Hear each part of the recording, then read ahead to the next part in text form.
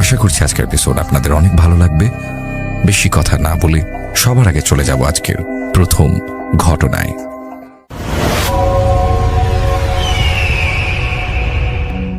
এই ঘটনাটি রবি ভাই শুনেছিলেন ওনার এক সিনিয়র আপু, যার নাম তমা। উনি এখন ভারতে রয়েছেন। ঘটনাটি তমা আপু ওনারই এক কলিগের কাছ থেকে সংগ্রহ করেছিলেন।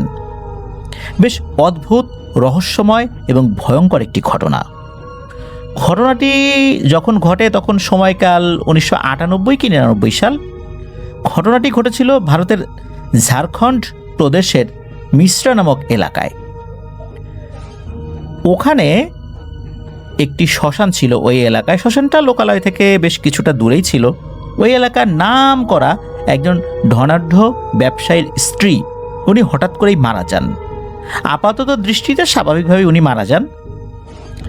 উনি মারা যাওয়ার পর বিকালের দিকে ওনার লাশটা শ্মশানে নিয়ে যাওয়া হয়। সকল আনুষ্ঠানিকতা শেষ করে ওনার ছেলে সেই লাশের মুখাগ্নি করেন। এরপর ওনারা যার যার মতো শ্মশান থেকে চলে আসেন। কথা ছিল যে শ্মশানে এই লাশ পোড়ানোর দায়িত্বে যারা ছিলেন আর কি, বিশেষ করে ওই লাশটা পোড়ানোর দায়িত্বে যারা ছিলেন, তারা লাশ পোড়ানোর পর লাশের যে ছাই, এই ছাইটা একটা মাটির পাত্রে ভরে রাখবেন, সেটা পরবর্তীতে বিসর্জন দেয়া হবে। এটাই নিয়ম আর কি। তো ওনারা রাতের বেলা আর আসেন নাই, সকালবেলা আসেন। সকালবেলা আসার পর দেখা গেল যেই পুরোহিতকে এই লাশ পোড়ানোর দায়িত্ব দেয়া হয়েছিল, তিনি একটা গাছের পাশে অচেতন অবস্থায় পড়ে আছেন। তাকে পানি টানি ছিটিয়ে জ্ঞান ফেরানো হলো। অদ্ভুত একটি ব্যাপার সকলেই লক্ষ্য করলেন, সেটা হচ্ছে এই যে যেই চিতাটায় এই ভদ্রমহিলার লাশটা রাখা হয়েছিল, চিতার কাঠ পুড়ে সব শেষ, ছাই হয়ে গেছে, কিন্তু এই মহিলার ডেড বডি বিন্দু মাত্র পড়ে নাই। তার শাড়ির একটি সুতাও পড়ে নাই, এমনকি ওই মহিলার মাথার একটা চুলও পড়ে নাই, একদম অক্ষত, যেমনটা পোড়ানোর আগে ছিল এখনো সেই রকম। নিশ্চয়ই কোনো একটা ঝামেলা হয়েছে, এটা সকলেই বুঝতে পারেন, কিন্তু ঝামেলাটা কি এটা তো জানতে হবে। তখন এই যে পুরোহিত, এই পুরোহিতের জ্ঞান ফেরানোর চেষ্টা করা হয়। ওনার জ্ঞান যখন ফেরত আসে, যতবার ওই লাশটির দিকে উনি তাকাচ্ছিলেন ততবারই উনি অজ্ঞান হয়ে যাচ্ছিলেন। বারবার তাকে এভাবে হুঁশে আনা হয়। হুঁশে আনার পর কি হয়েছে উনি আসলে বলতে পারছেন না, এলোমেলো কথা বলছেন। পরবর্তীতে স্থানীয় আরেকটি মন্দিরের বেশ বড় মাপের একজন পুরোহিতকে নিয়ে আসা হয়। পুরোহিত উপস্থিতভাবে যে দৃশ্যগুলো দেখলেন তাতে উনি বুঝতে পারলেন এখানে নিশ্চয়ই ভয়ঙ্কর কিছু হয়েছে। তখন লাশ পোড়ানোর দায়িত্বে যে পুরোহিত ছিলেন তাকে তো উনি চিনতেন। তখন উনি বলছেন যে, এই ঘটনা কি হয়েছে তোমার মনে আছে?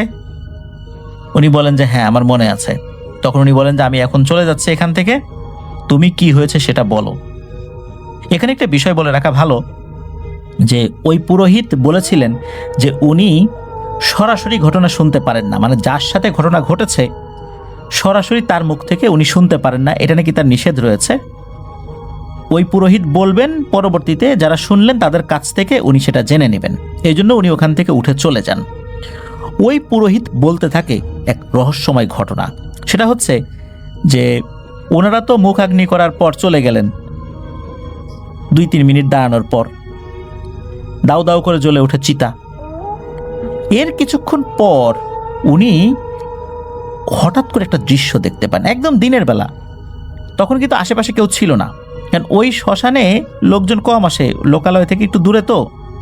আর ওই ধনাঢ্য ব্যবসায়ীর কোনো আত্মীয় স্বজন ওখানে খুব একটা ছিল না। ওনার ছেলে বা অন্য যারা ছিলেন তারা মুখাগ্নি করার পরে চলে যান। হঠাৎ করে উনি দেখতে পান একটা অদ্ভুত এবং ভয়ঙ্কর দৃশ্য। সেটা হচ্ছে যে পাশে একটা নদী রয়েছে, ছোট্ট একটা নদী। অধিকাংশ শ্মশানের পাশে এই ধরনের নদীগুলো থাকে, বিশেষ করে নদী কেন্দ্রিক শ্মশানগুলো গড়ে ওঠে। ওখান থেকে ধুতি পরা সন্ন্যাসী টাইপের একটা লোক উঠে আসলো, মানুষের মতোই দেখতে। এই লোকটা উঠে এসে সরাসরি চিতার উপরে ঝাঁপ দিল, আর ঝাঁপ দেওয়ার সাথে সাথে সে গায়েব হয়ে গেল। এটা দেখার সাথে সাথে উনি তো ভয় পেয়েছেন যে আরে এই লোকটা কোত্থেকে আসলো। তারপরও ওই পুরোহিত চিন্তা করেছিলেন যে লাশ পোড়ানোর সময় তো বিভিন্ন ধরনের ঘটনা ঘটতেই পারে, অনেক প্যারানরমাল ঘটনাই ঘটে। তো উনি বিষয়টাকে ওইভাবে আর চিন্তা করেন নাই, ভয় পেলে উনি ওনার মতো কাজ করে যাচ্ছিলেন। অনেকক্ষণ পর উনি দেখলেন এক ভয়ঙ্কর দৃশ্য। সেটা হচ্ছে যে উনি একটা বাঁশ নিয়ে যখন লাশের বিভিন্ন অঙ্গ প্রত্যঙ্গ ভালো করে পুড়েছে কিনা, বিশেষ করে কিছু প্রসেস রয়েছে যার মাধ্যম দিয়ে লাশটা সম্পূর্ণভাবে যাতে পড়ে সেই বিষয়টা তদারকি করা হয়, উনি যখন ওই কাজটি করতে যাচ্ছিলেন উনি দেখলেন লাশটি পুড়ছে না, একদমই পুড়ছে না। উনি চিন্তা করলেন উনি চোখে ঠিকঠাক দেখছেন না ভুলভাল দেখছেন। এদিকে কাঠ পুড়ে একদম ছাই হয়ে গেছে। উনি দেখলেন যে কয়লা লাল টকটকে জ্বলছে, কিন্তু এই লাশটি কয়লার উপরে পড়ে রয়েছে, লাশটি একদম অক্ষত। উনি চিন্তা করলেন কি ব্যাপার, আমি এরকম দেখছি কেন? মহিলার যে শাড়ি, সেই শাড়িটাও পুড়ল না, সবকিছু অক্ষত। উনি চিন্তা করলেন যে শাড়িটা কি বিশেষ কোনো কাপড়ের তৈরি কিনা, হয়তোবা ওই শাড়ির ভেতরে থাকা লাশ পুড়ে গেছে। তো উনি কিছুটা এগিয়ে দেখার চেষ্টা করলেন, ধোঁয়া ছিল ওখানে। ওনার কাছে মনে হলো মহিলার মুখমণ্ডলটা অনেকটা কালো হয়ে গেছে। তো উনি চিন্তা করলেন যে হয়তোবা লাশটা পুড়ে গেছে। তো মহিলার মুখমণ্ডলটা উনি ভালো করে পরখ করার জন্য সামনের দিকে এগোলেন। ওই মহিলাকে উনি আগে থেকে চিনতেন, মাঝে মধ্যেই এই ভদ্র মহিলা বিভিন্ন পুরোহিতদেরকে বাড়িতে ডেকে দাওয়াত করে খাওয়াতেন, পূজা অর্চনা করাতেন। এজন্য পূর্ব থেকেই ওই মহিলা ওই পুরোহিতের পরিচিত ছিল। পুরোহিত যখনই ওই মহিলার চেহারার দিকে তাকিয়েছেন ভালো করে, উনি এক ভয়ঙ্কর দৃশ্য দেখতে পান। উনি দেখতে পান যে এই যে মহিলার যে চেহারাটা, এই চেহারাটা ওই পুরোহিতের মতো। হঠাৎ করে ওই মহিলাটা নাকি দাঁড়িয়ে যায়, দাঁড়ানোর পরে বলে, কিরে পুরোহিত, লাশ পোড়াবি না? আয় আয়, পোড়া লাশ। এইটা শোনার সাথে সাথে আর দেখার সাথে সাথে পুরোহিত ওখানেই সেন্সলেস হয়ে পড়ে যায়। ওই অবস্থাতেই ছিল। ওখানে তো লোকজন আর আসে নাই সারা রাত্রে। কথা ছিল রাত 10টার দিকে ওই মহিলার ছেলেরা আসবেন, কিন্তু তারা আর আসে নাই কোনো একটা কারণে। চিন্তা করছে একবার সকালবেলায় গিয়ে ওই ছাইগুলা নিব। আর তখনই এসে দেখে এই অবস্থা। সব কথা যখন সকলে জানলেন, দেখলেন আসলেই তো তাই, এই মহিলার লাশ একদমই পড়ে নাই।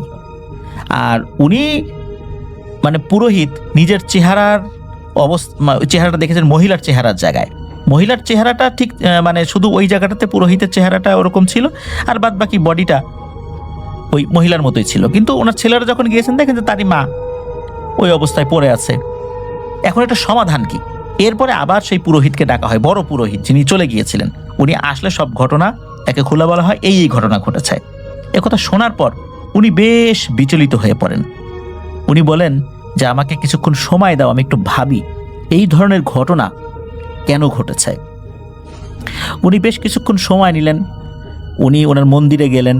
উনি বলেছিলেন যে উনি কিছু বই দেখে আসবেন, মানে বইয়ে যে শাস্ত্রগুলো আছে, যে ব্যাপারগুলো রয়েছে, অনেক পুরনো কিছু বই ওনার ছিল। উনি বেশ এডুকেটেড পারসন ছিলেন।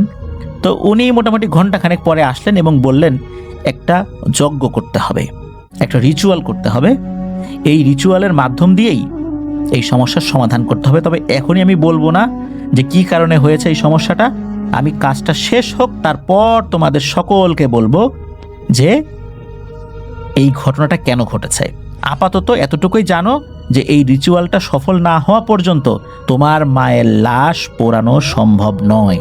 এখানে ভয়ঙ্কর একটা শক্তি রয়েছে যারা কোনোভাবেই এই লাশটিকে পুড়তে দেবে না, কারণ এর সাথে তাদের অস্তিত্বের ব্যাপার জড়িত আছে। এখন উনি বললেন যে দ্রুত রিচুয়াল করতে হবে, সময় খুব কম। ওই মহিলার ছেলেদেরকে উনি বললেন যে তোমরা এক্ষুনি একটা জোড়া পাঠা কিনে নিয়ে আসো। পাঠার আকার আকৃতি যেটাই হোক না কেন, পাঠার রং সাদা কি কালো বা মিশ্র হোক, ওটা কোনো সমস্যা না, জোড়া একটা পাঠা কিনে নিয়ে আসো। তবে বয়সটা যেন কাছাকাছি হয় এতটুকু খেয়াল রাখলেই চলবে। ওই এলাকায় পাঠার কোনো অভাব ছিল না। ওই মহিলার ছেলেরা খুবই দ্রুততার সাথে দুটো পাঠা কিনে নিয়ে আসলেন। তো যেখানে এই ঘটনাটা আর কি ঘটে, বিশেষ করে যেখানে লাশ পোড়ানো হচ্ছিল, ওর কাছাকাছি একটা তুলসী গাছ ছিল। তো পুরোহিত বললেন যে এই লাশটা তুলসী গাছের কাছাকাছি নিয়ে যাও, এখানে বসেই কাজটি করা হবে। তো লাশটি ওই চিতার ওখান থেকে সরিয়ে তুলসী গাছের কাছে নিয়ে যাওয়া হলো। এরপর ওই পুরোহিত কি করলেন, উনি রিচুয়াল শুরু করলেন। ঘণ্টাখানেক রিচুয়াল করার পর ওই যে জোড়া পাঠা ছিল, এই পাঠা দুটোকে উনি বলি দেন।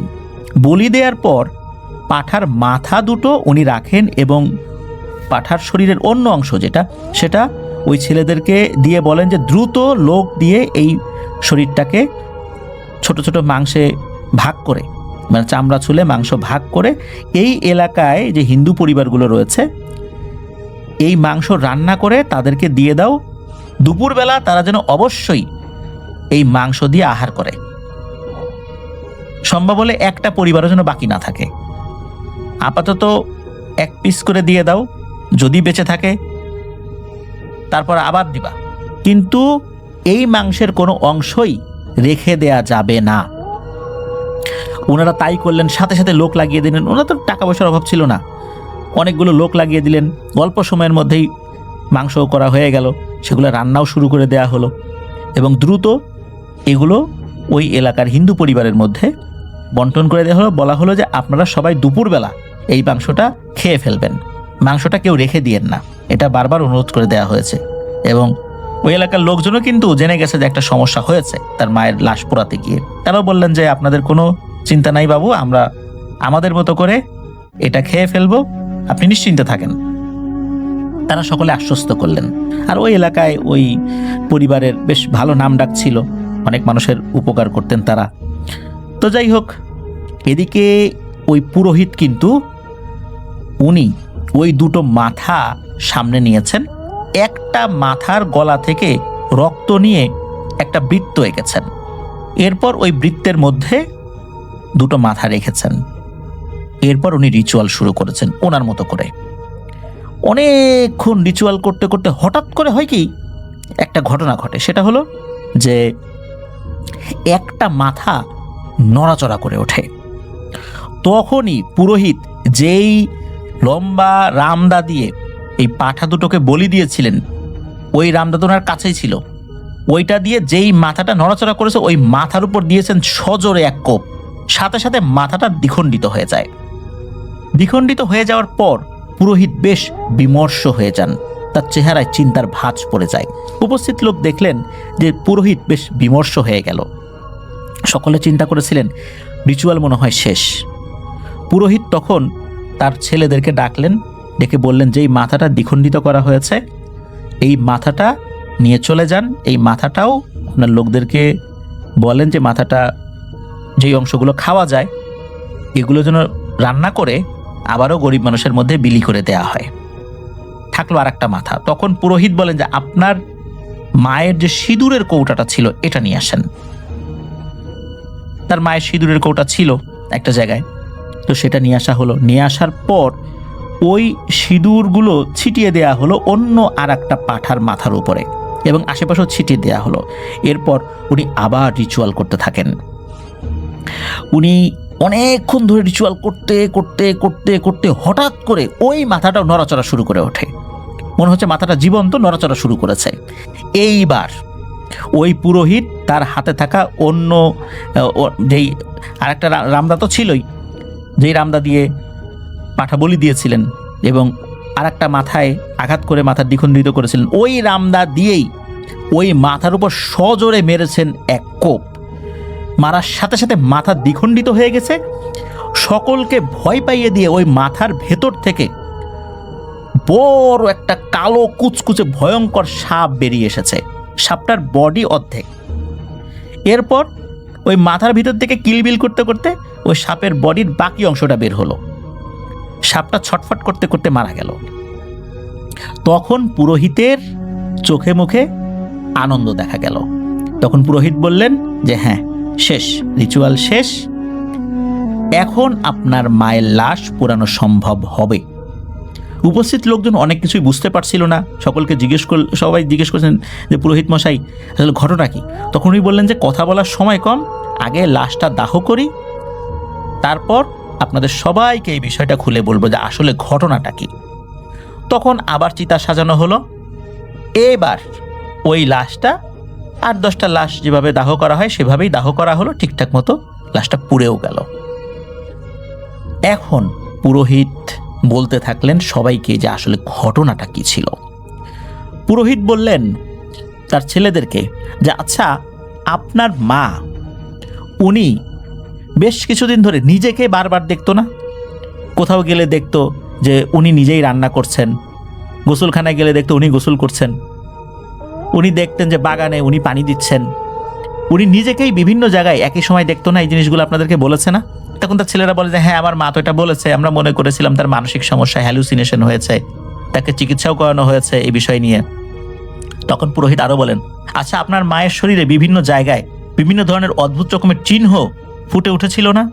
তখন তার ছেলেরা বলেন হ্যাঁ, আমার মায়ের হাতে, হাতে তালুতে, মুখে, ঘাড়ে, বিভিন্ন জায়গায়, পায়ে, বিভিন্ন জায়গায় এই ধরনের কিছু অদ্ভুত রকমের চিহ্ন ফুটে উঠেছিল, কালো কালো ছোট ছোট। এটা চর্মরোগের ডাক্তারও দেখানো হয়েছে, ডাক্তার এই বিষয়ে কোনো সমাধান দিতে পারে নাই, কিছু ওষুধ দিয়েছিল আর কি। তখন ওই পুরোহিত বলতে থাকেন শোনেন, ঘটনা যেটা হয়েছে সেটা হচ্ছে আপনার মা বেশ কিছুদিন আগে নয়াদিল্লিতে গিয়েছিলেন। নয়াদিল্লিতে যাওয়ার পর এক তান্ত্রিকের সাথে তার দেখা হয়। তান্ত্রিকের সাথে যখন দেখা হয়, উনি ভক্তি করে তান্ত্রিককে বেশ কিছু জিনিস উপহার দিয়েছিলেন। তখন তান্ত্রিক ভয়ঙ্কর একটা পরিকল্পনা আটে, সেটা হচ্ছে এমন এক ধরনের কালো জাদু, এই কালো জাদু যখন কোনো ব্যক্তির উপর করা হয় তখন মাধ্যম হিসাবে অন্য কাউকে ব্যবহার করা হয়। অন্য কারো উপর এই ব্ল্যাক ম্যাজিকটা প্রয়োগ করে অন্য ব্যক্তিকে ক্ষতি করা হয়। বিভিন্ন সময় দেখা যায় বিভিন্ন পাখি, বিভিন্ন পশু, এদেরকে মাধ্যম হিসাবে ব্যবহার করে কোনো ব্যক্তির উপর ব্ল্যাক ম্যাজিক করা হয়। এটি অনেক পুরনো কালো জাদু, যেখানে সরাসরি কোনো মানুষের উপরে এইটা প্রয়োগ করে অন্য মানুষের ক্ষতি করা হয়। সেক্ষেত্রে দেখা যায় এই দুটো মানুষেরই ভয়ঙ্কর ক্ষতি হয়ে যায়। ওই তান্ত্রিক অনেক দিন ধরে বিশেষ লগ্নে জন্ম নেয়া কোনো একটা মহিলাকে খুঁজছিল, আর আপনার মা শেরমণি একজন মহিলা। আপনার মা যখন তার কাছে যায়, আপনার মাকে দেখেই আরো বিভিন্ন প্রশ্ন করে যখন জানতে পারে আপনার মায়ের জন্ম কখন, কি হয়েছে, আশয় বিষয়, কোন তিথিতে জন্মগ্রহণ করেছে, তান্ত্রিক বুঝতে পারে আপনার মাই তার সেই কাঙ্ক্ষিত বস্তু, সেই মাধ্যম, যাকে ইউজ করে সে ব্ল্যাক ম্যাজিক করতে পারবে আর যার বিনিময়ে সে মোটা অঙ্কের টাকা হাতিয়ে নিতে পারবে। আপনার মায়ের কাছে সে বিভিন্ন জিনিস চায়, আপনার মায়ের শাড়ির আঁচলের কোনো একটা অংশ, এরকম বেশ কিছু জিনিস চাই, চুলের কোনো একটা অংশ। আপনার মাও সরল বিশ্বাসে সেই জিনিসগুলা দিয়ে দেয়। উনি বুঝতেই পারেনি উনি কোনো ভয়ঙ্কর একটা চক্রান্তের শিকার হতে যাচ্ছেন, ভয়ঙ্কর এক ষড়যন্ত্রের শিকার হতে যাচ্ছেন উনি। আপনার মা এই জিনিসটা দিয়ে আসার পর ওই তান্ত্রিক ভয়ঙ্কর এক কালো জাদু করে। এই কালো জাদুর দায়িত্বে যেই দেওকে নিযুক্ত করা হয়, এই দেও আপনার মায়ের উপরে ব্ল্যাক ম্যাজিক করছিল, আর তার ফলশ্রুতিতে মূল যেই ব্যক্তি যাকে ব্ল্যাক ম্যাজিক করা হচ্ছিল সেও প্রভাবিত হচ্ছিল। সমস্যা দেখা দিল, আপনার মা হঠাৎ করেই অসুস্থ হয়ে মারা যান। কিন্তু কালো জাদুর এই জিনিসটা ওই দেওয়ের তখনও সমাপ্ত হয়নি। আর এই দেওটা এতটাই শক্তিশালী, সে চাইলে আগুনের উপরও নিয়ন্ত্রণ প্রতিষ্ঠা করতে সক্ষম। আর এই কারণেই আপনার মায়ের লাশ সে পোড়াতে দিচ্ছিল না। চিতার উপরে সেই হামলে পড়ে, সে অদৃশ্য হয়ে যায়, কিন্তু আপনার মায়ের লাশ পোড়াতে দিচ্ছিল না কোনোভাবেই। কারণ যদি লাশটা একবার পুড়ে ছাই হয়ে যায়, তাহলে তার এই কালো জাদু সমাপ্ত হবে না। আর এই কালো জাদুর পিছনে সে নিজের অনেক শক্তি বিনিয়োগ করেছে। এখন যদি লাশটা পুড়ে ছাই হয়ে যায়, এই লাশের সাথে সাথে তার শক্তিগুলো পুড়ে ছাই হয়ে যাবে। এই জন্য সে কোনোভাবেই এই লাশটা পুড়তে দিচ্ছিল না। বিশেষ রিচুয়ালের মাধ্যম দিয়ে এই কালো জাদুটাকে কাটানো গেছে। আর এই যে সাপটা দেখা গিয়েছে, এই সাপটাই হচ্ছে সেই ভয়ঙ্কর দেও যে মারা গিয়েছে। আর এরপরই লাশটা পোড়ানো সম্ভব হয়েছে। যদি লাশটা এইভাবে থাকতো এবং ওই দেওটা সে ব্ল্যাক ম্যাজিক করতে সক্ষম হতো, তাহলে ভয়ঙ্কর একটা বিপদ হতো। মূল ব্ল্যাক ম্যাজিক যার উপরে করা হয়েছে তার পরিবার শেষ হয়ে যেত, আর আপনারাও আস্তে আস্তে আক্রান্ত হতেন। তবে আসলে ওই তান্ত্রিক, নয়াদিল্লির ওই তান্ত্রিক কোন ব্যক্তির উপর ব্ল্যাক ম্যাজিক করেছে এটা ওই পুরোহিত বলতে পারেন নাই। পুরোহিত আরও একটি ব্যাপার বলেন, সেটা হচ্ছে যে আজকের এই ঘটনার পর থেকে তিনি আর কোনো ধরনের প্যারানরমাল কাজে সহযোগিতা করতে পারবেন না, এটাই নাকি নিয়ম। উনি বলেছিলেন যে উনি এই কাজ করার পর এরপর যদি কোনো প্যারানরমাল কাজ সমাধানের জন্য উনি চেষ্টা করেনও তাহলে সেটা সফল হবে না, উনি ব্যর্থ হবেন। এটাই নাকি কাজের একটা ধরন। এরপরে উনি আর কখনো প্যারানরমাল কাজ হাতে নেন নাই, সমাধান করেনও নাই। তো এটাই এক রহস্যময় ব্যাপার। আসলে পৃথিবীতে কতই না রহস্যময় ব্যাপার ছড়িয়ে ছিটিয়ে আছে, কত ধরনের জাদু রয়েছে। মিশরীয় জাদু, তারপর সিন্ধু সভ্যতার জাদু, আর কত ধরনের জাদু রয়েছে যার কতগুলো আমরা জানি। প্রিয় লিসেনার্স, এখানে একটি বিষয় আমাদের মনে আসতেই পারে, সেটা হচ্ছে যে মাধ্যম হিসাবে কিভাবে জাদু করা হয়। আমরা অনেক সময় দেখি কাকের উপরে, কবুতরের উপরে, মাছের উপরে, শিং মাছ, মাগুর মাছ, এদের উপরে ব্ল্যাক ম্যাজিক করা হয়েছে।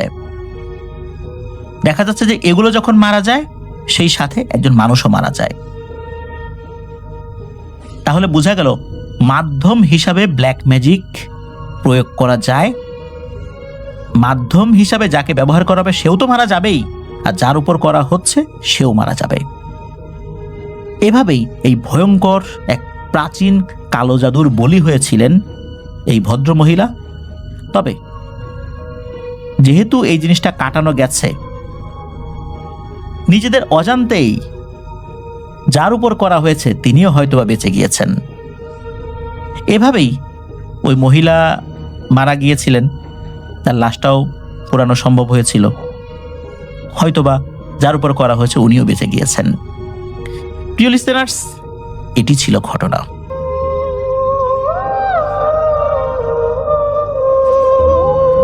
আমাদেরকে রাজন ভাই পাঠিয়েছেন, যিনি পাঠিয়েছেন রাজন ভাই, তিনি আপনারা আমাদের ঈদে তার ব্যাপারে তার ঘটনা, আপনারা ঈদে তার ঘটনা শুনেছিলেন এবং তিনি আমাদেরকে আরেকটি ঘটনা পাঠিয়েছেন।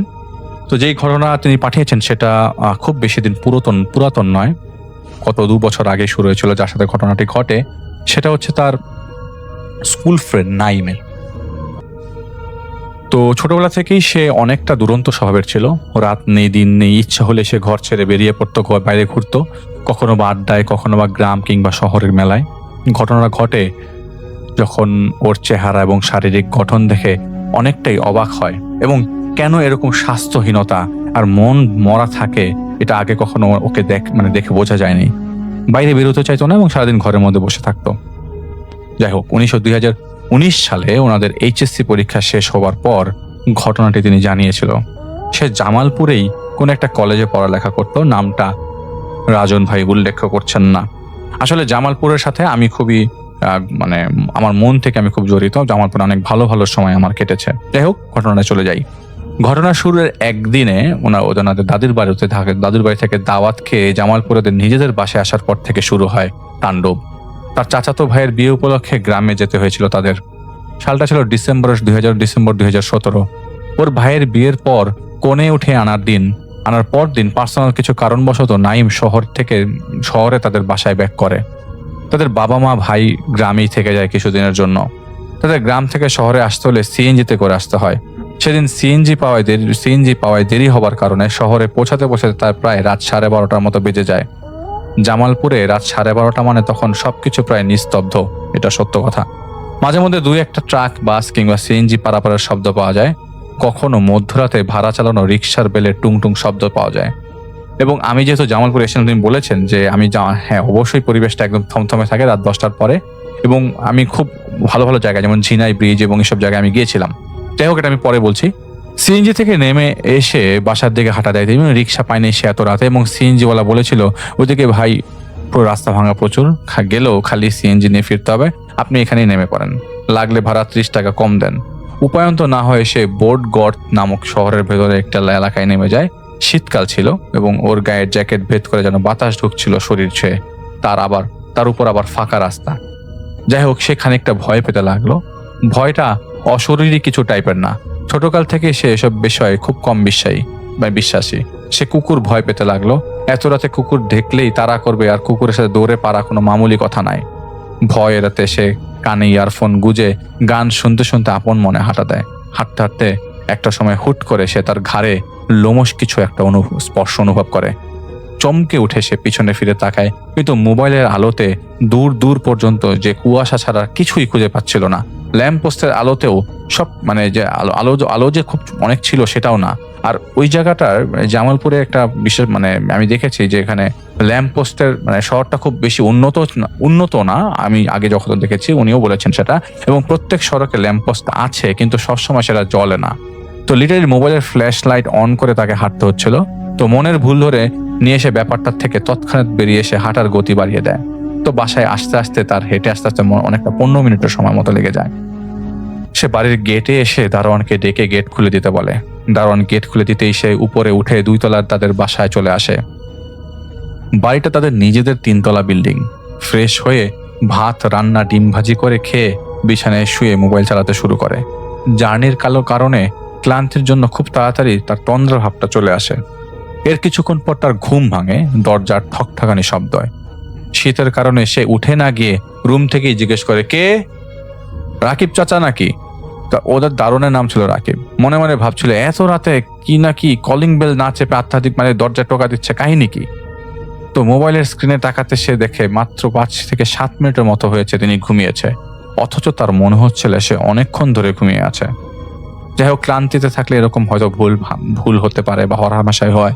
তাহলে উনি ভিতর থেকে জিজ্ঞেস করছেন, চাচা কিছু লাগবে? তো ওই পাশ থেকে কথা আসছে না। তিনি বলেন, কথা বলছেন না কেন? শুধু দরজা ঠকঠক করে যাচ্ছে ওই পাশ থেকে।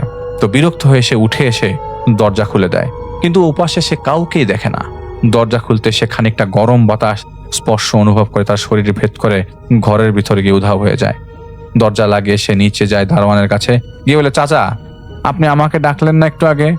দারোয়ান বলে, কই বাবা, না তো, আমি তো প্রায় ঘুমিয়েছিলাম, চোখ লাগা লাগা ভাব। তাই আপনার সঙ্গে যে পোলারা আইছিল ওরে দেখলাম গেট দিয়া ভেতরে চলে গেল, আমি গেট খুলে দিলাম।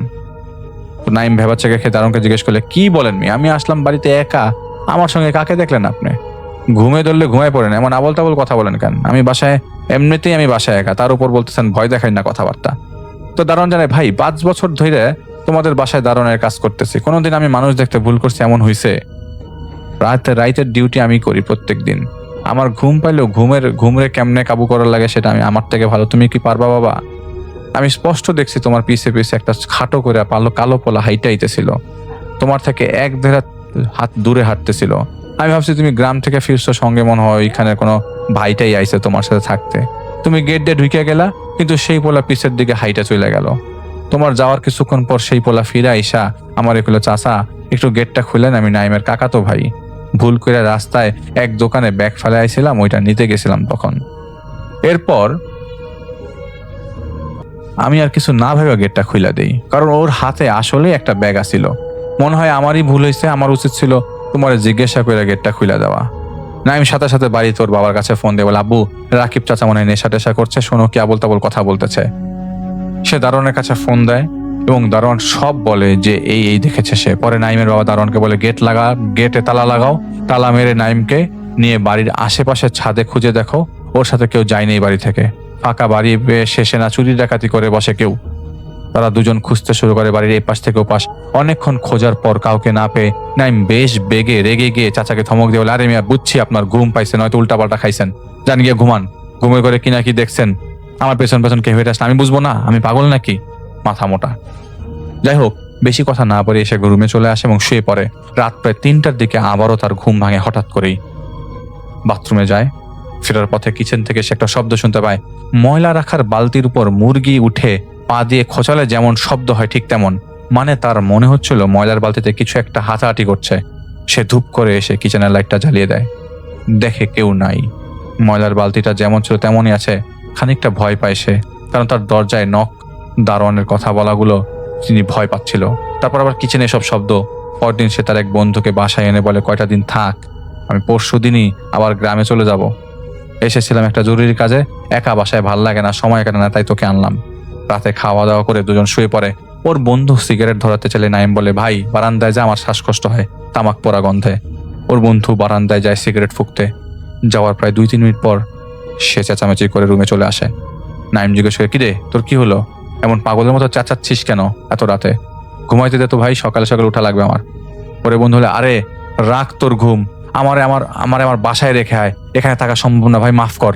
তুই আমাকে কেমনে এখানে, মানে তুই থাকিস কেমনে এখানে? নাইম জিজ্ঞেস করে, মানে ছোটবেলা থেকে এখানে বড় হয়েছে আর তুই বলছিস এখানে থাকা যাবে না? কি হয়েছে সেটা বলবি তো আগে নাকি? যেটা বলে, আমি সিগারেট ফুঁকতে ফুঁকতে বাইরে এদিকে সেদিক তাকাচ্ছিলাম, এক সময় তোদের বিল্ডিং এর সামনে বিল্ডিং এর ছাদের উপরে একটা কালো বেটে লোককে হাত দেখতে পাই, ছাদের উপর বসে রেলিং এ পা ফাঁকে পা দুলিয়ে আমার দিকে তাকিয়ে হাসছে। আমি চোখ কচলে আবারও তাকাতেই দেখি কিচ্ছু নেই সেখানে। তাড়াতাড়ি সিগারেট শেষ করে ভেতরে ঢুকতে যাব, ঠিক করার পরপরই দেখি তোদের বাড়ির সামনে বাউন্ডারির উপর দাঁড়িয়ে আছে বেটে লোকটা। এক হাতে একটা থলের মতো ছিল, আবছা আলোয় দেখতে পাই থলে থেকে চুয়ে চুয়ে কি যেন একটা পড়ছে। লোকটা কোনো কথা বলছে না, শুধু আমার দিকে তাকিয়ে দাঁত বের করে হাসছে এবং হাতে থাকা থলেটা আমাকে ছুঁড়ে মারে। বারান্দার গ্রিলে সেই থলেটা বাড়ি খেতেই আমার গায়ে রক্ত ছিটে আসে। সাথে সাথে আমি চিৎকার করে রুমের ভেতর ঢুকে পড়ি। নাইম এসব শুনে বলে, কই দেখি রক্ত, কই দেখাতো, কই তোর গায়ে রক্ত নেই তো, এক ফোঁটা রক্তের ছিটা ফোটাও নাই। ভাই সিগারেট খাচ্ছিস, খা, উল্টা পাল্টা জিনিস সিগারেটে ভরে ফুকলে তো এসবই দেখবি। ওর বন্ধু এক প্রকার রেগে গিয়ে গালাগাল করতে করতে বলতে থাকে, কথা শোন, তোর সাথে মজা করার মতো বয়স আমাদের কারোরই নাই। যা বলছি আমি মাত্র দেখেছে বলেছি, জানি তুই বিশ্বাস করছিস না, করবিও না। আমি তো তাও রুমে ফিরেছি, তুই হলে এখানে জ্ঞান হারাতে আমি বাজি ধরতে পারি। আসলে ঘটনা কি জানিস, ক্যান্সারের রোগীকে দেখে খুব সহজেই ভেবে নেওয়া যায় ক্যান্সারে আবার কেমন আহামরি রোগ। আমি হলে সহজেই কাবু করে নিতাম, কিন্তু রোগটা যার হয়েছে সে জানে যে আল্লাহই জানে যন্ত্রণাটা কিরকম, বাকিরা তা বোঝার কিংবা অনুভব করার ক্ষমতা নাই। তেমনি এই বিষয়ে। যাই হোক, তুই থাক তোর বাসায়, আমি ফজরের পরেই ভাই টাটা গুড বাই। তো ফজরের পরে সে বাড়ি থেকে চলে যায়। এদিকে নাইম চিন্তায় পড়ে যায়, ভুল ভাল কমন ঘটনা হলেও তো একসাথে এত কিছু হওয়ার কথা না। আর তাছাড়াও এসব অলৌকিক কিংবা ভৌতিক বিষয়ে ওর বিশ্বাস কোনোদিনই খুব একটা ছিল না। সে অনেকটা কৌতূহল হয়েই তার মাকে সব শেয়ার করে। ওর মা শোনা মাত্রই বকাবকি চিল্লাচিল্লি করে ওকে রাজি করে এক্ষুনি গ্রামে চলে আসতে। উপায় না পেয়ে সে গ্রামে ফিরে যায়। বাড়ি ফেরার পর ওর মা ওকে ইচ্ছে মতো বকাবকি করে, সারাদিন বাইরে ঘুরিস, যখন যেমন চাই করিস, আল্লাহ জানে কিসের উপর পাড়া দিয়েছিস, আল্লাহ জানে কি লেগে গেল আমার ছেলেটার পেছনে। তো নাইম কথাগুলো হালকার উপর নিয়ে ওর আম্মুকে বুঝিয়ে বলে যে আর এসব কিছু না, হিউম্যান ব্রেন ইলিউশন। কিন্তু ওর মা কোনো কথা না শুনে পরের দিন গ্রামের এক হুজুরের কাছে নিয়ে যায়। হুজুরের পানি পড়ার একটা তাবিজ দিয়ে বলে, এটা 21 দিন পরে রেখো এবং এই পানিটা খেও। বাড়ি ফিরে নাইম মনে মনে নিজের কাছেই নিজে বলতে থাকে, কি এক জ্বালা রে ভাই, তাবিজ কবজ কেন, নামাজ পড়বো, আল্লাহর কাছে সাহায্য চাইবো, তাবিজ কি রে ভাই। যাই হোক, এভাবে কয়েকটা দিন কেটে যায়। সকালে ওর ফোন একটা কল আসে রবিউল হসপিটালে। রবিউল ছিল সেই ছেলেটা যাকে সে বাসায় এনেছিল সেদিন ওর সাথে থাকার জন্য। খবরটা ওকে আরেকটা বন্ধু জানায়, অবস্থা খুব খারাপ, 2 হাতের রক কাটা ছিল, আরো অনেক কাহিনী, তুই পারলে আয়।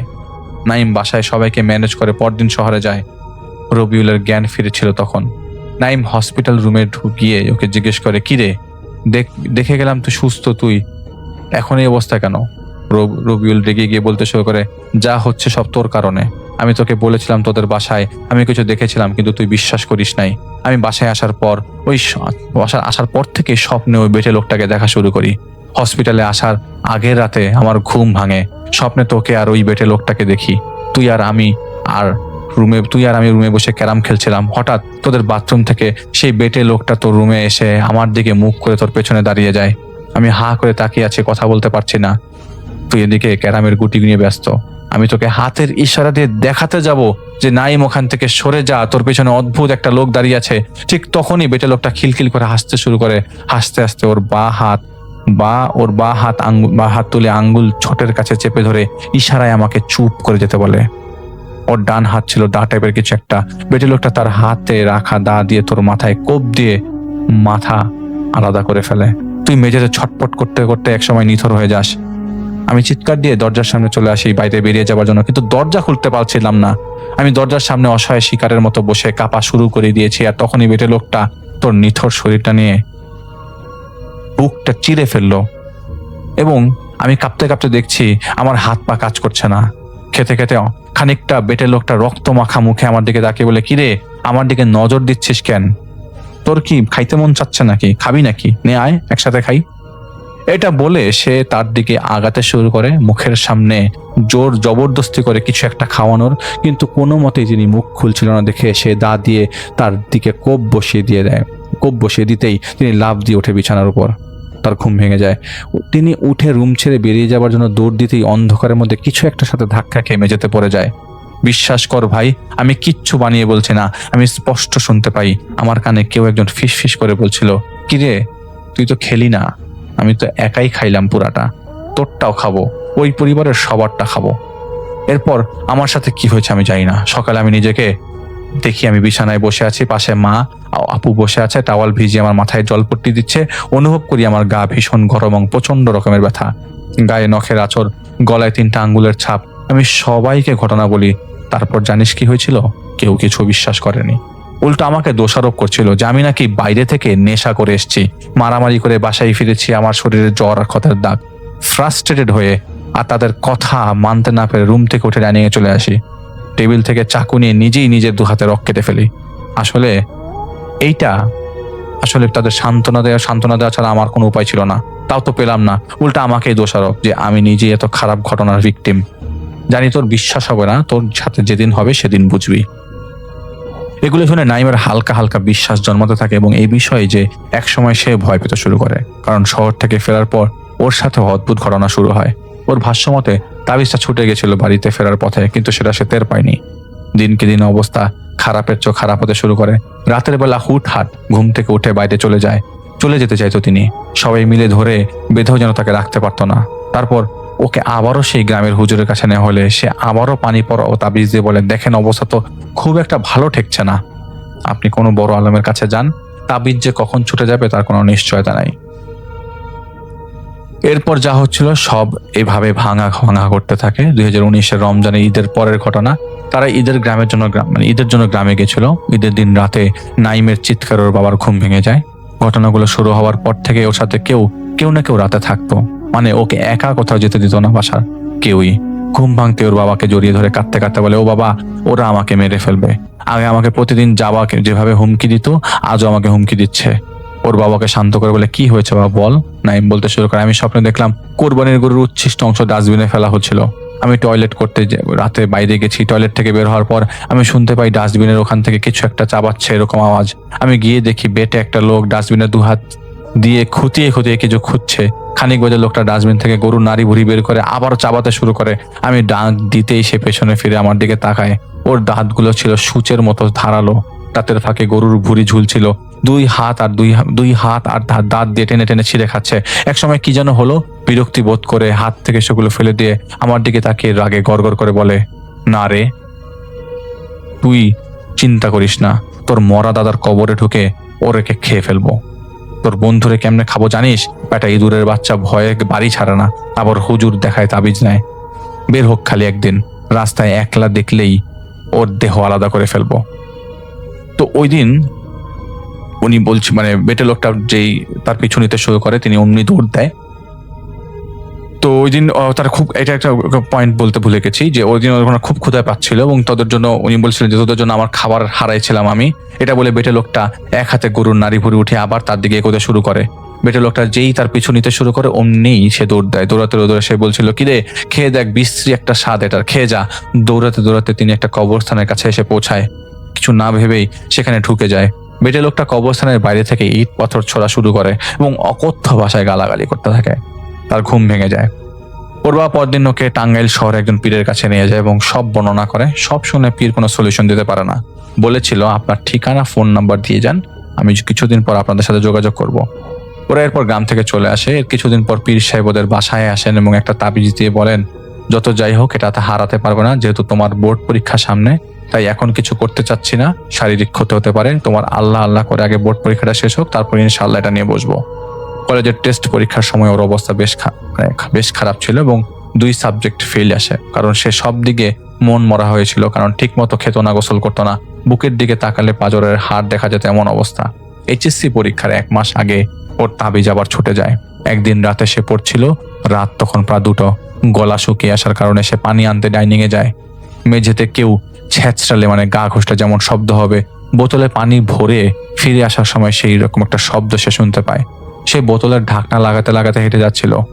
রুম লাইট জ্বালানো, কিন্তু সে কোথাও কিছু খুঁজে না পাওয়ার কারণে জায়গা ত্যাগ করার সিদ্ধান্ত নেয়। হুট করে তার হাত ফসকে বোতলের মুখটা মেঝেতে পড়ে যায় এবং গড়িয়ে গড়িয়ে ডাইনিং টেবিলের সামনে এসে থেমে যায়।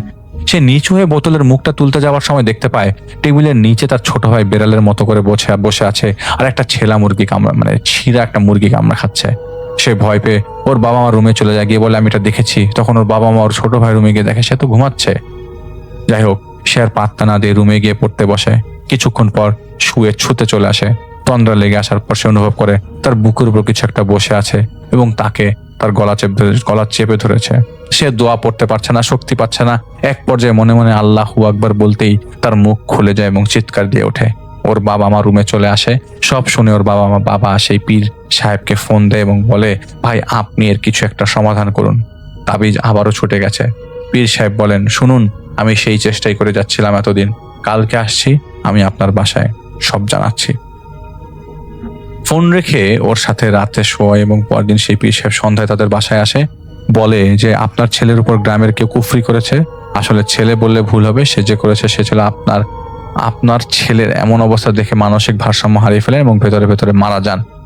মনে আছে আপনাদের গ্রামে একটা মেয়ে আত্মহত্যা করেছিল কয়েক বছর আগে? আত্মহত্যা করেছিল বলে গ্রামের লোকজন মেয়েটির জানাজা হতে দেয়নি। মেয়েটিকে বিনা জানাজায় দাফন করা হয়েছিল। এলাকায় বিভিন্ন লোক ভিন্ন কথা বলেছে। মেয়েটি আত্মহত্যা করেছে, নিশ্চয়ই চরিত্র খারাপ ছিল, ধরা পড়বার ভয়ে নিজের প্রাণ নিজে নিয়েছে। এসব শুনতে শুনতে মেয়েটির মাও মারা যায়। ওর মা হার্টের রোগী ছিল। এসব সহ্য করতে না পারে পরে তিনিও মারা যান। মেয়েটির ছিল ওর বাবা মায়ের একমাত্র সন্তান। মেয়ে আর তার স্ত্রীর শোকে সেই অসহায় বাবা পাগল হয়ে রাস্তায় ঘোরা শুরু করে। এরপর একদিন আপনি গ্রামে যান জমির কাজে। গ্রামে কানাকানির মাধ্যমে ঘটনাটা আপনি শোনার পর সবার সাথে তর্ক বিতর্ক করে মেয়েটির গায়বানা জানাজা আদায় করেন এবং ওর বাবাকে হসপিটালে ভর্তি করেন। আসলে মেয়েটি আত্মহত্যা করেনি। মেয়েটির বাবার সম্পত্তির উপর এক প্রকার লোভ ছিল মেয়েটির বড় ফুপার। সে চেয়েছিল তার ছেলের সাথে মেয়েটির বিয়ে দিয়ে সম্পত্তি হাতে নিবে, কিন্তু ওর বাবা দিতে রাজি হয়নি। একমাত্র মেয়ে ছিল, তাই আরো ভালো ঘরে পাঠানোর স্বপ্ন ছিল। রিজেকশনের অপমান সহ্য করতে না পারে মেয়েটির ফুপা এক কবিরাজকে দিয়ে বাড়ির সবার উপর কুফরি করে। মেয়েটি সেদিন নিজের গলায় ইচ্ছায় দড়ি দেয় নেই, ওকে জোর করে কাফের জিন সিলিং এর সাথে ঝুলিয়ে দম বন্ধ করে মেরে ফেলে। এরপর মেয়েটি জানাজা এরপর মেয়েটি জানাজা পায়নি। ফলে পিশাচটা মেয়েটির মৃত শরীরের উপর কবজা করে বসে, এমনকি খেয়ে ফেলার ইচ্ছা সাধে। মেয়েটি মারা যাওয়ার পর ওর বাবা মাকে পিশাচটা প্রতিদিন নানাভাবে দেখে ভয় দেখে বিরক্ত করেছে, কিন্তু আপনি মেয়েটির জানাজা পড়িয়ে দেবার পর পিশাচটা ওই শরীরের ধারের কাছেও যেতে পারেনি এবং আপনার উপর চটে যায় মেয়েটির ফুপা। তার ফুপা থাকতো মেয়েটির বাবার করে দেওয়াতে এই বাড়িতে, ওই গ্রামেই। তবুও তার ভেতরে এত লোভ লালসা সে কুফরি পর্যন্ত করে ফেলে। মেয়েটির ফুপা আপনার ছেলের কিছু জিনিস সংগ্রহ করেছিল, যেহেতু সে এদিক সেদিক ঘুরে বেড়াতো সবসময়, তাই লোকটার কাছে সহজ হয়েছিল সব জিনিস সংগ্রহ করা। কারণ সে ভয় পাচ্ছিল যদি মেয়েটির বাবা সুস্থ হয়ে ওঠে তাহলে তার আর কিছুই পাওয়া যাবে না। সেই কবিরাজকে দিয়ে আপনার ছেলের উপর সেই জিনকে পাঠায় যাতে করে দিয়ে মেয়েটিকে হত্যা করা যায়, কারণ আপনি উঠে পড়ে লেগেছিলেন মেয়েটির বাবাটাকে সুস্থ করার জন্য। এখন এগুলো ছাড়ানোর পথ একটাই, আপনাদের গ্রামে গিয়ে তাবিজগুলো বের করতে হবে। তারা গ্রামে যায় এবং মেয়েটির কবরের পাশ থেকে 6টা তাবিজ এবং মেয়েটির বাড়ির ভেতরে ভিন্ন জায়গা হতে আরো 20টি তাবিজ বের করে আনে এবং এলাকার মুরব্বীদের মাধ্যমে সভা বসিয়ে সবার সামনে মেয়েটির ফুপাকে নাইমের বাবা বাধ্য করায় সবকিছু ভালোই ভালো স্বীকার করতে। চাপের মুখে পড়ে সে সবকিছু স্বীকার করে নেয় এবং এলাকার সবাই মিলে তাকে জুতা পেটা করে গ্রাম থেকে বের করে দেয়। এরপর মেয়েটির বাবা সুস্থ হয়ে ওঠে। মেয়ে ও স্ত্রী হারানোর কষ্টে সে বেঁচে থেকেও যে মরে যাবার মতনই তা তো কেবল আল্লাহই জানেন। নাইমের সুস্থতে সময় লেগে যায়, অনেকদিন সময় লেগেছিল এবং খারাপ শরীর নিয়ে তাকে এইচএসসি পরীক্ষা দিতে হয়েছিল। তো এইটা ছিল ঘটনা। থ্যাংক ইউ সো মাচ রাজন ভাই আপনার ঘটনার জন্য। অনেকে যা দেখে তা বিলিভ করবে না এবং এটাই স্বাভাবিক, এবং বিলিভ করাটা কিন্তু অস্বাভাবিক। বিলিভ করাটা কিন্তু এখনকার যুগে আমরা যে ঘটনাগুলো শেয়ার করছি বিলিভ করাটা অস্বাভাবিক, কিন্তু যারা করছে তাদের হয়তো আমাদের ঘটনাগুলো ভালো লাগবে এবং আজকের ঘটনাগুলো এরই প্রমাণ। জামালপুরে আমি যখন গিয়েছিলাম তখন জামালপুরের ফৈতি গোরস্থান, জামালপুরের গজনিতেও আমি কয়েকবার গেছি। গজনি খুবই হন্টেড জায়গা এবং গজনি রিলেটেড আমি কিছু লোকের সাথে কথা বলেছি এবং সেখান থেকে হয়তো কিছু ঘটনা আসবে। ঝিনাই ব্রিজ, যারা জামালপুর থাকেন, ঝিনাই ব্রিজের সামনে একটা ছোট্ট মসজিদ আছে, সেটা নিয়ে একটা ঘটনা আছে। এটা নিয়ে আমি একবার শেয়ার করেছিলাম, আমি চেষ্টা করব এটা সামনে আবার শেয়ার করতে। এবং ওইখানে একটা জায়গা আছে, ওইটা হচ্ছে এগ্রিকালচার, এবং ওইখানে প্রায় সময় আমি যখন যেতাম তখন শিয়াল দেখতাম। এখনো শেয়ার আছে কিনা আমি জানি না, রাজন ভাই ভালো বলতে পারবেন। রাজন ভাই, থ্যাংক ইউ সো মাচ আপনার ঘটনার জন্য। আমি চাইবো আপনি আরো ঘটনা কালেক্ট করেন এবং আমাদেরকে শেয়ার করেন। আশা করছি আপনি এখন শুনছেন আমাদের ঘটনাগুলো এবং আপনি এই মুহূর্তে লাইভ চ্যাটে আছেন। যদি থাকেন তাহলে আপনি একবার হলেও শাউট করবেন।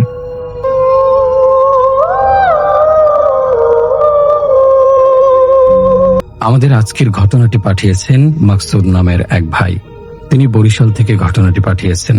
ইদানিং বরিশালের ঘটনা খুব হাতে আসছে, আমরা ঠিক তার মতন করেই পড়ে যাচ্ছি। দক্ষিণাঞ্চলের মানুষ হওয়ার সুবাদে প্রায় আগে সব ফ্যামিলির কেউ না কেউ লঞ্চের কোনো না কোনো পোস্টে চাকরি করতেন, হোক সেটা বড় কিংবা ছোট।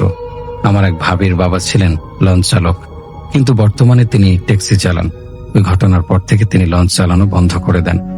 যাই হোক, আমি মকসুদ ঝালকাঠি থেকে আজ আপনাদের সাথে আমার ভাবির বাবার সাথে ঘটে যাওয়া একটি ঘটনা শেয়ার করছি। ঘটনাটি শুনুন, নিজেরাই বুঝতে পারবেন সত্যি কিনা। ঘটনাটি 90-এর দশকের।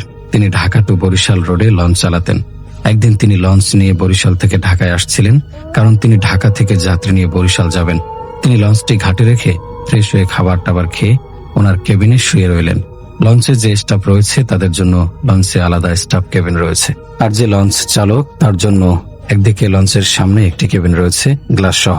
কিছুক্ষণ পরে একজন লোক এসে ওনাকে ডাকলেন এবং লোকটি ওনাকে বললেন একটি লাশ এই লঞ্চে করে নিয়ে যেতে হবে। তিনি তখন বললেন, দেখেন, লঞ্চ দিয়ে আমরা তো যাত্রী আনা নেয়া করি, আপনি যদি লঞ্চে লাশ নিয়ে যেতে চান তাহলে তো অনেক যাত্রী ভয় পেয়ে যাবে।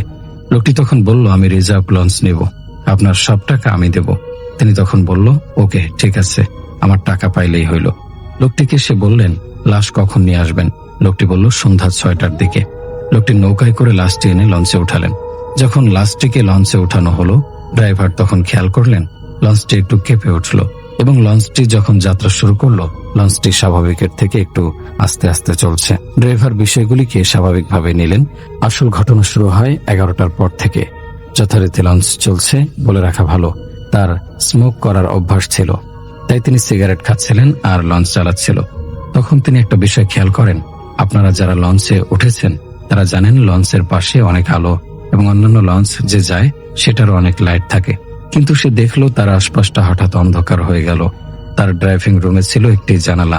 তিনি জানালা খুললেন এবং বাইরে তাকালেন। তিনি দেখলেন বাহিরেও সম্পূর্ণ অন্ধকার, কিছুই দেখতে পারছেন না তিনি। কিন্তু এত অন্ধকার হওয়ার কোনো সম্ভাবনাই ছিল না, কারণ রাতটা ছিল চাঁদনি রাত। তিনি আরো একটা বিষয় খেয়াল করলেন, তার আশেপাশে কোনো নৌকা ট্রলার নেই। তিনি মনে মনে ভাবলেন, অন্যদিন তো অনেক নৌকা অনেক লাইট আলো থাকে, আজ এমন কেন হচ্ছে? তখন তিনি তার লঞ্চের সার্চ লাইটটা অন করলেন, যেটি বেশি অন্ধকারের সময় অন করা হয়।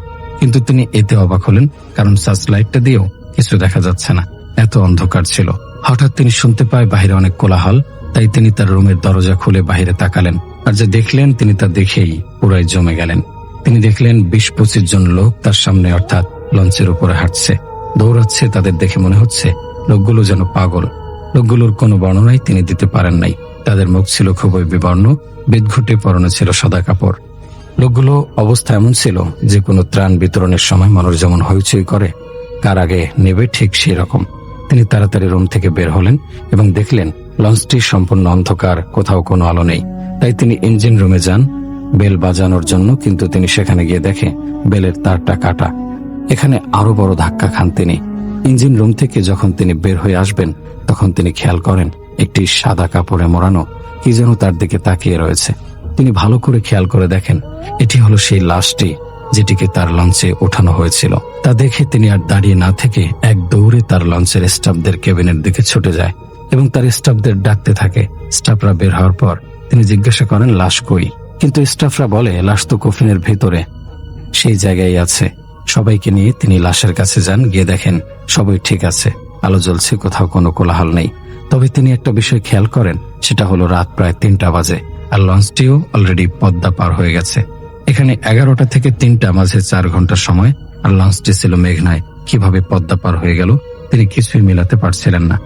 কিন্তু ঘটনাটা এখানে শেষ হলে পারত। লঞ্চ যথারীতি এগিয়ে যাচ্ছে, হঠাৎ ভোলার কাছাকাছি এসে লঞ্চটি থেমে যায়। তিনি খেয়াল করে দেখেন লঞ্চটি একটি চরের মধ্যে আটকে গেছে, কিন্তু এটা মোটেও সম্ভব ছিল না, কারণ তখন ছিল ভরা বর্ষা আর নদীতে পানি থই থই করছিল। লঞ্চ চরে আটকায় শীতকালে, যখন অনেক বেশি কুয়াশা থাকে তখন। তিনি এবার আরো বেশি অবাক হয়, ঠিক তখনই তিনি শুনতে পায় তার একজন কুড়ু তাকে ডাকছে। তিনি বের হন এবং দেখেন লাস্টে যে লোকটি নিয়ে আসছিল সেই লোকটি কান্না করতেছে। তিনি তার কাছে যান এবং তাকে জিজ্ঞাসা করেন, কাঁদেন কেন? লোকটি বলে, লাশ নাই। তিনি অবাক হয়ে যান। তিনিও গিয়ে দেখে সত্যি লাশ নাই, কফিনটা খোলা অবস্থায় পড়ে আছে। তখন তিনি বলেন, কি আজব, লাশ কই গেল? মাঝ নদীর মধ্যে তো কেউ লঞ্চে চুরি করতে আসবে না, আর এটা সম্ভব না। কিন্তু লাশ নেই তো নেই, সম্পূর্ণ গায়েব। তখন তিনি লোকটিকে জিজ্ঞাসা করেন কি হয়েছিল। লোকটি বলে, লঞ্চটি যখন থেমে গেছিল আমি তখন দেখতে যাই সমস্যাটা কি হয়েছে। আমি লঞ্চের পাশ থেকে যখন দেখতে লাগলাম ঘটনা কি হচ্ছিল, তখন দেখি লঞ্চটি চলতে শুরু করলো, আর হঠাৎ একটি বিকট শব্দে লাশের কফিনটা খুলে গেল। আমি তৎক্ষণাৎ কফিনটার কাছে ছুটে গেলাম, গিয়ে দেখি কফিনে লাশ নেই। এই ঘটনা শোনার পর তারা সবাই খুব অবাক হয়ে যায়, তবে লাশটিকে আর খুঁজে পাওয়া যায়নি। এটাই ছিল একটি সত্যি ঘটনা। তারপর থেকে উনি আর কোনোদিন লঞ্চ চালাননি। তিনি এই চাকরি ছেড়ে দেন এবং বলেন, দরকার হয় ভিক্ষা করে খাবো, কিন্তু কখনো আর লঞ্চ চালাবো না। তিনি এখনো বাড়ি গেলে লঞ্চের মাধ্যমে যান না, বাস দিয়ে যান। এই ঘটনার কোনো ব্যাখ্যা বা কোনো কিছু কি আপনাদের কাছে আছে? থাকলে জানাবেন। হয়তো কারো কোনো ক্ষতি হয়নি, কিন্তু সেদিন রাতটা তার জন্য খুবই ভয়ঙ্কর একটি রাত ছিল। এবার আরেকটি ঘটনা বলছি। একজন ইমাম সাহেব, ঘটনাটা এক ইমামের কাছ থেকে শোনা। ইমাম সাহেবের নিজের সাথে ঘটে যাওয়া ঘটনা। তো ঘটনাটা হলো 1990-এর দিকে। বরিশালের কোন একটা মসজিদে চাকরি করতেন ইমাম সাহেব। তিনি ছিলেন ওই এলাকার খুব শ্রদ্ধেয় একজন ব্যক্তি। তাকে সবাই ভালোবাসত একমাত্র তার সততার জন্য। এলাকার মধ্যে নামডাক আর সততার ফলে এলাকার মধ্যে যে কোনো বিচার হলে ইমাম সাহেবকে সবাই ডাকতেন বিচারে। একদিন ইমাম সাহেবের এক বন্ধুর ছেলের বিচার ডাকা হলো। সবসময়ের মতো ওই বিচারও ইমাম সাহেবকে ডাকা হলো। ওই দিন ছিল শুক্রবার। একদিকে তার বন্ধুর ছেলের বিচার, অন্যদিকে ওনার ছেলের প্রচন্ড জ্বর। রওনা দেওয়ার আগে ইমামের বউ ওনাকে যেতে না করলেন, যেহেতু ওনার ছেলের অবস্থা খুব খারাপ।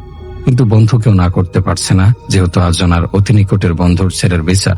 খুব ভোরে উনি বাড়ি থেকে রওনা দেন, কারণ ওনার বাড়ি থেকে ওনার বন্ধুর বাড়ির দূরত্ব 20 মাইল। এর মাঝে রাস্তা দিয়ে হেঁটে যেতে হয়, তারপর নদী পথে 3 ঘন্টা যে আবারও বহুদূর হেঁটে যেতে হয়। তখন তো এখনকার মতো এত গাড়ি ছিল না, তাই পায়ে হেঁটে যেতে হতো। তো ইমাম সাহেব যথাসময়ে রওনা দিয়ে যথাসময়ে বন্ধুর বাড়িতে গিয়ে উপস্থিত হলেন। ওনার বন্ধুর বিচার শেষ হতে হতে প্রায় সন্ধ্যা হয়ে গেল। বিচারের আগে ওনার বন্ধুকে বলেছিল ওনাকে বিচারের পরে পর্যন্ত আগিয়ে দিয়ে আসতে, কিন্তু বিচারের পরে কোনো একটা কারণে ওনার বন্ধু ওখান থেকে অন্য কোথাও চলে যায়। ইমাম সাহেব চিন্তা করেন বন্ধু যখন নেই তখন তো একাই যেতে হবে, তাই উনি দেরি না করে তখনই রওনা দেন। প্রায় 2 ঘন্টা ধরে উনি হাঁটার পর এশার আজান শুনতে পেলেন, কিন্তু কোথা থেকে আজানটা আসছে সেটা উনি বুঝতে পারছেন না, যেহেতু চারদিকে অন্ধকার। এতক্ষণ উনি অন্ধকারে হাঁটছিলেন। আনফরচুনেটলি বাড়ি থেকে উনি টর্চ আনতে ভুলে গিয়েছিলেন। আজান শোনার পর উনি সিদ্ধান্ত নেন নামাজ না পড়ে উনি আর সামনে এগোবে না। তাই উনি আশেপাশে মসজিদ খুঁজতে লাগলেন। রাস্তাটা নির্জন হওয়ায় ওখান দিয়ে খুব কম মানুষ চলাচল করে, তাই তিনি এমন কাউকে পাচ্ছেন না যাকে আশেপাশের মসজিদ সম্পর্কে জিজ্ঞাসা করতে পারেন। তাছাড়া আশেপাশে তেমন কোনো বাড়ি ঘরও নেই। তো উনি হঠাৎ সামনে একজন লোককে আসতে দেখলেন। ওই লোকটার বর্ণনা এমন, লোকটার হাইট 6 ফুট আর পুরো শরীর কালো কাপড়ে ঢাকা। ইমাম সাহেব ওই লোকটাকে মসজিদ সম্পর্কে জিজ্ঞাসা করলে ওই লোকটা একটা রাস্তা দেখিয়ে দেন। ইমাম সাহেব কোনো রকম চিন্তা না করেই লোকটার দেখিয়ে দেওয়া রাস্তাটা দিয়ে সামনে যেতে থাকলেন। তো একটা পর্যায়ে উনি আজানের আওয়াজটা শুনতে পান। এবার ইমাম সাহেব বুঝতে পারলেন লোকটা তাকে ভুল পথ দেখিয়েছেন। কিছুক্ষণ দাঁড়িয়ে উনি চিন্তা করলেন এখন আর পিছনে যাওয়ার উপায়ও নেই, কারণ অন্ধকারে সে কোন রাস্তা দিয়ে কিভাবে এসেছে তা মনে নেই। তাই উনি আবার সামনের দিকে হাঁটা ধরলেন। কিছু দূর যাওয়ার পর উনি একটা বাড়ি দেখতে পান। বাড়িতে একজন মহিলা ছিল। উনি মহিলাকে বললেন এখানে কোনো মসজিদ আছে কিনা। সে মহিলা একটা রাস্তা দেখিয়ে দিলে ইমাম সাহেব ওই রাস্তা দিয়ে হাঁটতে লাগলেন। কিছু দূর যাওয়ার পর একটা মসজিদ দেখতে পেলেন। ওনার ভাষায়, এমন মসজিদ, এত সুন্দর মসজিদ আমার সারা জীবনে কখনো দেখিনি। উনি মসজিদের সামনে দাঁড়িয়ে চিন্তা করেন এখানে এত সুন্দর মসজিদ আছে, তা তো কেউ আমাকে বলেনি। কিছুক্ষণ চিন্তা করে ইমাম সাহেব মসজিদের ভেতরে গেলেন। ওনার মতে মসজিদের মধ্যে এত সুঘ্রাণ আর এত আরাম যা কখনো উনি দেখেননি। মসজিদের ভেতর ঢুকতেই ওনার সকল ক্লান্তি দূর হয়ে গেল। কিছুক্ষণ বিশ্রাম নিয়ে উনি সুন্নাত নামাজ পড়েন। সুন্নাত শেষ করার পর উনি দেখলেন মসজিদে মুয়াজ্জিন ছাড়া আর কেউ নেই। যেহেতু উনি একা, তাই তিনি ফরজ নামাজ পড়ার জন্য উঠে দাঁড়ালেন। আর তখনই ওনাকে অবাক করে দলে দলে লোক মসজিদে ঢুকতে লাগলো। উনি লক্ষ্য করলেন সবার চেহারা এক, আর সবার মাথা থেকে পা পর্যন্ত সাদা কাপড়ে ঢাকা। আর উনি একটু অবাক হলেন, কারণ গ্রামের মসজিদে সাধারণত এত লোকজন হয় না এশারের সময়। সবার সাথে উনিও দাঁড়ালেন নামাজ পড়ার জন্য। তখন ওই লোকগুলো ওনাকে হাতের ইশারায় বললেন নামাজ পড়ানোর জন্য। উনি চিন্তা করলেন আমার সাথে যা ঘটছে তা মোটেও সাধারণ কিছু না। এখন যদি উনি ওই লোকদের বিরুদ্ধে যায় তাহলে ওনার ক্ষতি হতে পারে। তাই উনি নামাজ পড়াতে গেলেন। নামাজ শেষ করার পর উনি আক্ষেপ করতে লাগলেন আমি নামাজ কেন শেষ করলাম? কারণ ওই মসজিদে এত আরাম আর শান্তি যে ওনার ওখান থেকে বেরোতে মন চাচ্ছে না, কিন্তু মন পড়ে রয়েছে বাড়িতে, কেননা ওনার ছেলের অসুখ। যে করেই হোক ওনাকে আজ বাড়ি পৌঁছাতে হবে। তো উনি যখন মসজিদ থেকে বের হবেন এমন সময় ওই লোকগুলো ওনাকে চেপে ধরলেন খেয়ে যাওয়ার জন্য। উনি আর দ্বিমত করেননি, কারণ উনি বুঝতে পারেন ওনার সাথে অলৌকিক কিছু হচ্ছে। ওনার সামনে অনেক ফল দেয়া হলো, উনি খেলেন। ওনার মতে আমি এত স্বাদের ফল জীবনে আর কখনো খাইনি। খাওয়া দাওয়া শেষ করে উনি আবার বাড়ির পথে রওনা দিলেন। একটা সময় উনি নদীর কাছে গিয়ে পৌঁছান। তখন গভীর রাত, আশেপাশে কোনো নৌকা দেখতে পেলেন না। তিনি জোরে দুবার চিৎকার করে বললেন, কেউ আছে কিনা? যখন তিনি কোনো শব্দ পেলেন না, তখন ওনার মাথার পাগড়িটা বিছিয়ে তার উপর বসলেন। উনি সিদ্ধান্ত নিলেন ফজরের আজান না হওয়া পর্যন্ত উনি এখান থেকে নড়বেন না। এভাবে অনেকক্ষণ বসে থাকার পর উনি একদল মানুষকে নদীর ঘাটের দিকে আসতে দেখেন।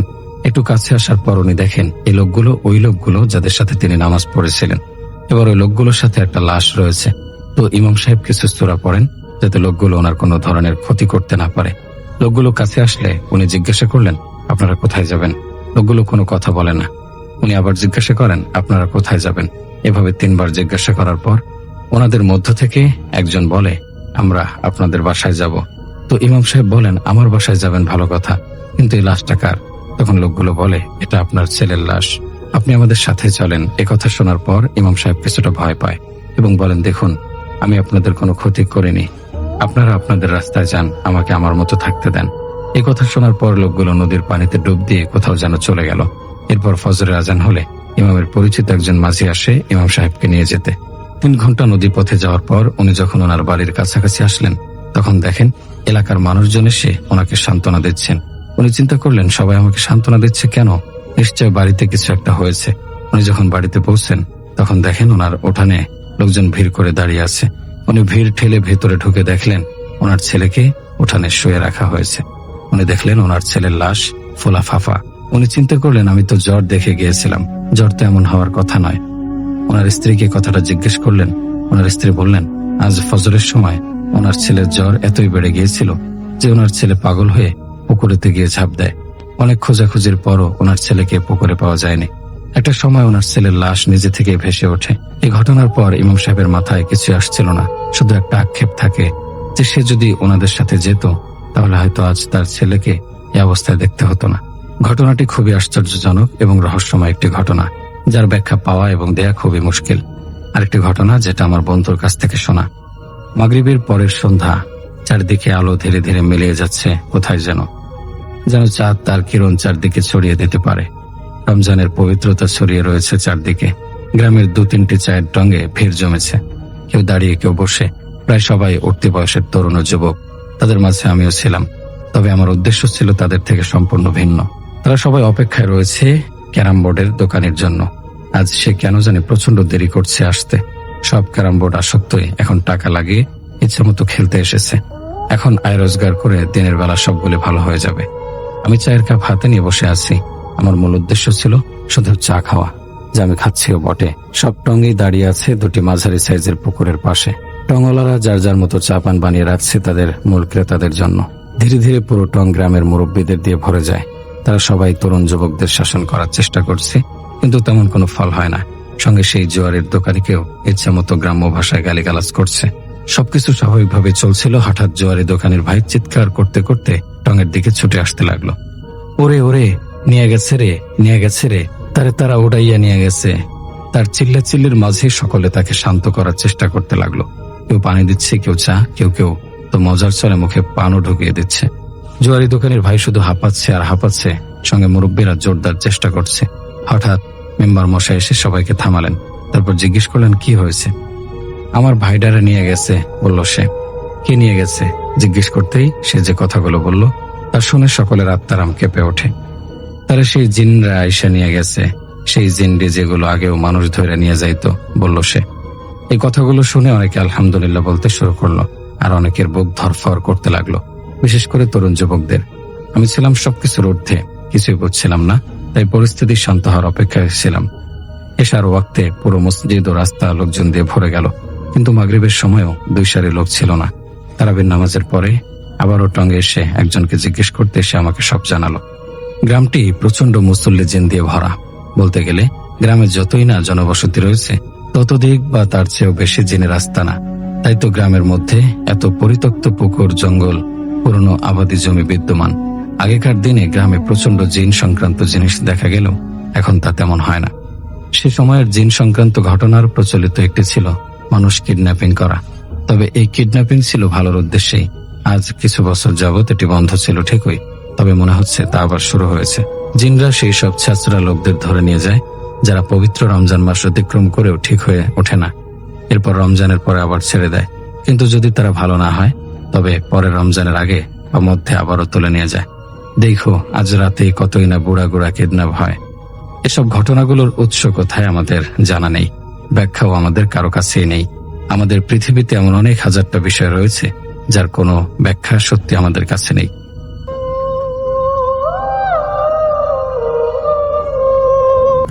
আজকে আমি যে ঘটনাটি বলবো, ঘটনাটি আজ থেকে প্রায় 10-15 বছর আগের একটি ঘটনা।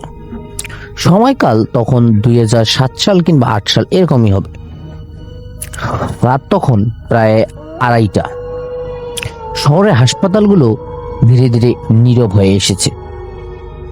জরুরি বিভাগের সামনে 2-1 রোগীর স্বজন বসে আছে, আর দূরে কোথাও একটা কুকুরের মাঝে মাঝে ডাক যেন ভেসে আসছে।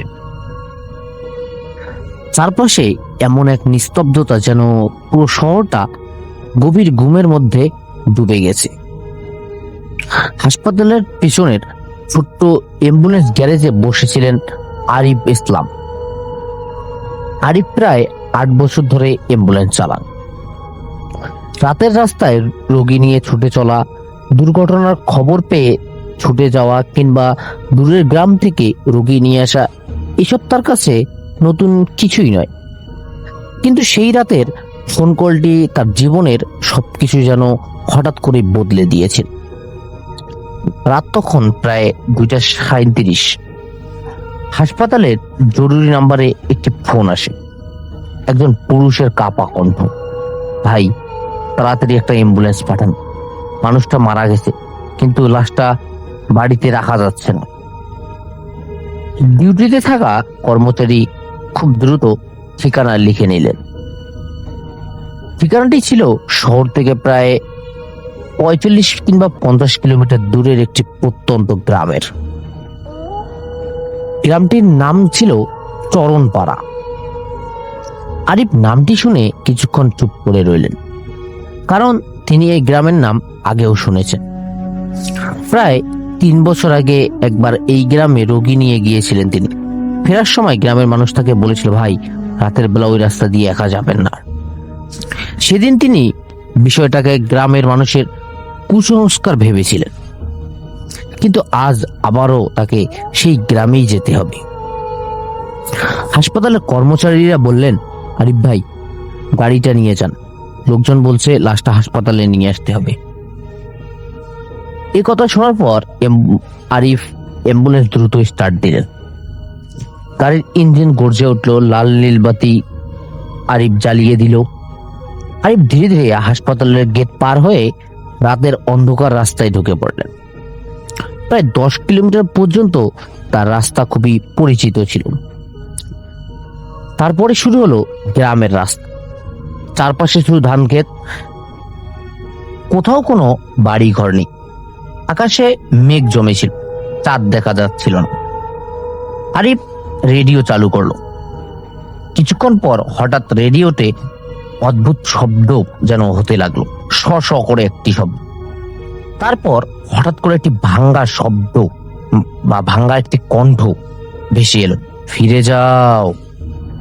আরিফ যেন চমকে রেডিওটা বন্ধ করে দিল। সে নিজেকে বোঝালো হয়তো সিগন্যালের কোনো সমস্যার কারণে এটি হচ্ছে। কিছুক্ষণ পর তিনি দেখলেন সামনের রাস্তার মাঝখানে একজন মানুষ দাঁড়িয়ে আছে, সাদা পোশাক, মাথা নিচু। আরিফ হর্ন দিল, কিন্তু লোকটি যেন এক বিন্দুও নড়ল না।